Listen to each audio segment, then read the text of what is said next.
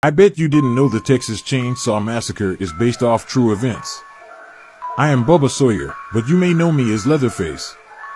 I was born into a deranged family of cannibals and sadistic killers living in a remote Texas farmhouse. My mother was a quiet woman, but my father was a monster. He was an abusive alcoholic who would beat my mother and us kids whenever he got the chance.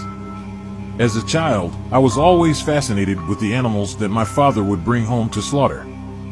I would watch as he killed them, and I felt a strange sense of satisfaction. I didn't realize it at the time, but that was the beginning of my descent into madness. One day, my father brought home a chainsaw. It was a massive tool, and I was in awe of it. I begged my father to let me use it, and he eventually gave in. From that moment on, I was hooked. I would spend hours on end, cutting through trees, and anything else that I could find. The sound of a chainsaw was like music to my ears. It was my escape from the reality of my life.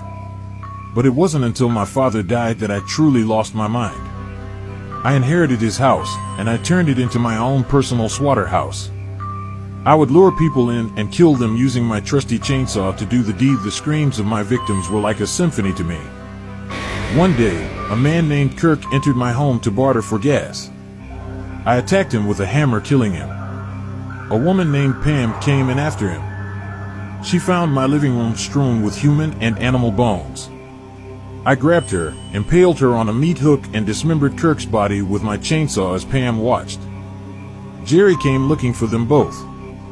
He found Pam's nearly dead, spasming body in a chest freezer. I killed him with a hammer. Later that night, I ambushed their two surviving friends, Sally and Franklin. I killed Franklin with my chainsaw.